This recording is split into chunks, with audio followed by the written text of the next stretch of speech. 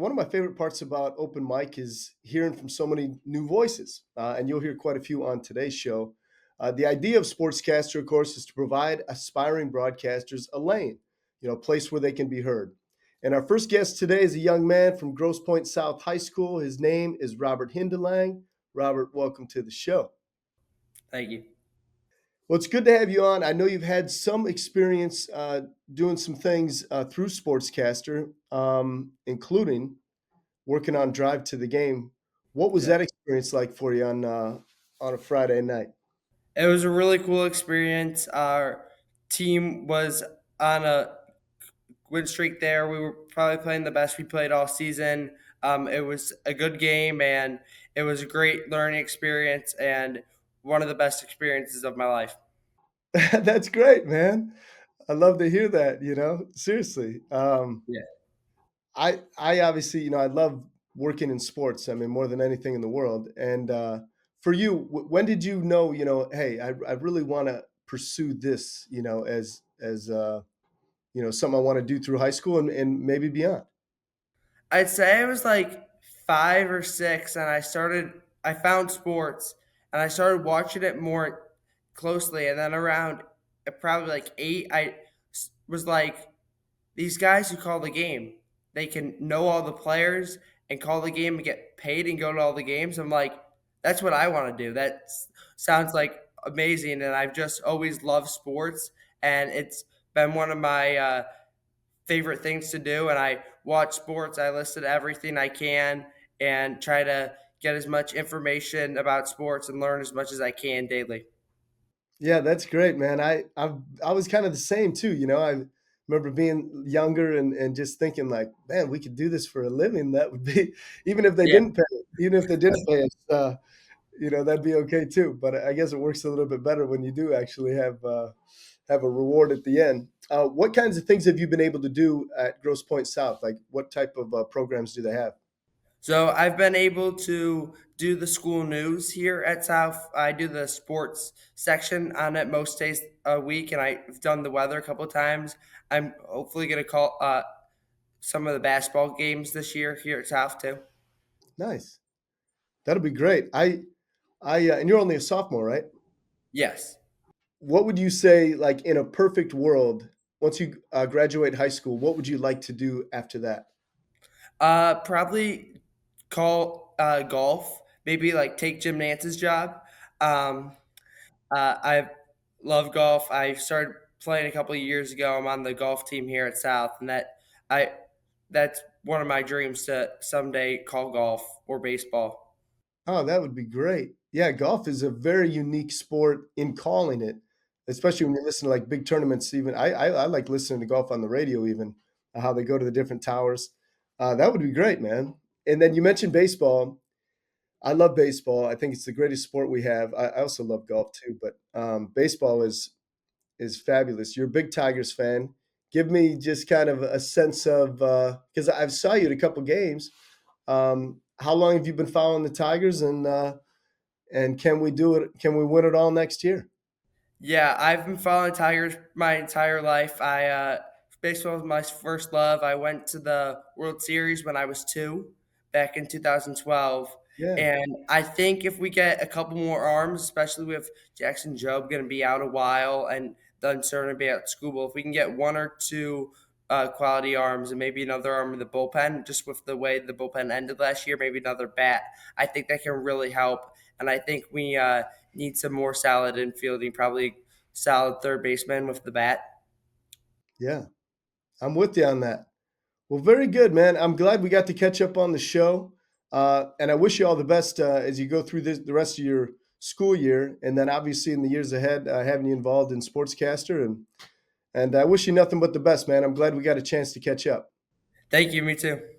All right, Robert Hindelang, sophomore there at Grosse Pointe South High School, an aspiring sports broadcaster getting his start here on Open Mic, making his debut.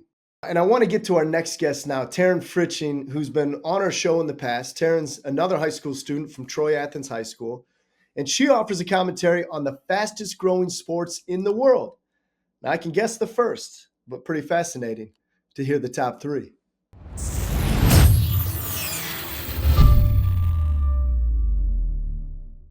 Hey everyone, I'm Taryn Fritzsching, and today we're diving into something you might not hear much about in the hallways, but probably see all over TikTok and parks around Michigan, the fastest growing sports in the world. A new article from Earth Golf called The 10 Fastest Growing Sports, Why They're Booming and What's Next, says these sports are exploding because they're easy to start, fun to play, and way more social than traditional sports like football or baseball. But what's cool is, most of these new sports actually have a long history.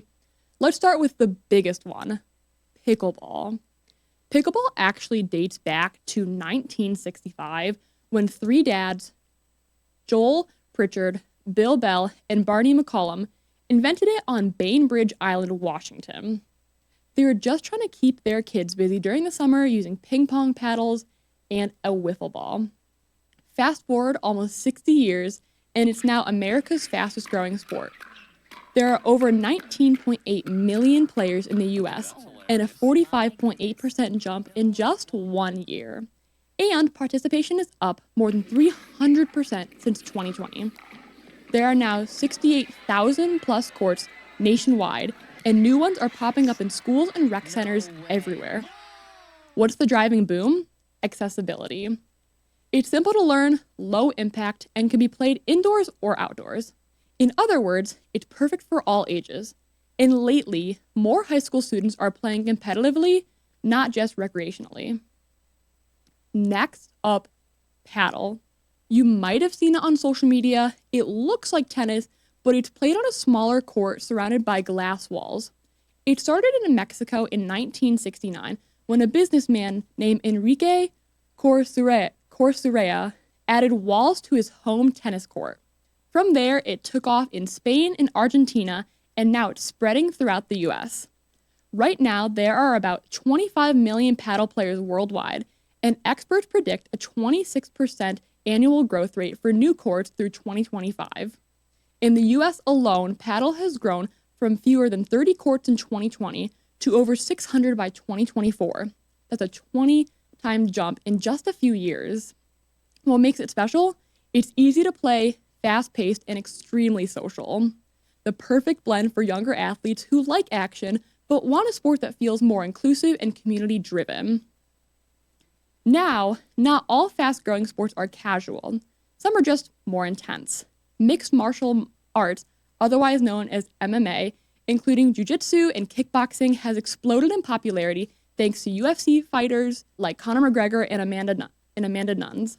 MMA began developing as a modern sport in the 1990s, combining wrestling, boxing, and martial arts disciplines. Since the 2010s, the global MMA market has more than tripled, and youth training programs are popping up across Michigan. It's not just about fighting, it's about discipline, fitness, and mental strength. So what does all this mean for us, high school students and athletes? These sports are proof that athletic trends are changing fast. Young players don't have to stick to the big four: football, basketball, baseball, and hockey. Schools that add sports like pickleball or paddle early could become leaders in new athletic programs. Students who try something new might discover skills that translate to college opportunities later. And coaches who stay open to these trends can build inclusive teams that bring more students into sports. Even data shows the shift. Pickleball's fastest growing age group is now 25 to 34, and over 1 million kids under 18 joined the sport between 2022 and 2023. That's a pipeline of future players starting now. So, when you look at the future of sports, remember this. The next big thing might not be something new. It might just be something rediscovered. From backyards in the 60s to national tournaments today, these sports prove that passion and creativity can make anything grow.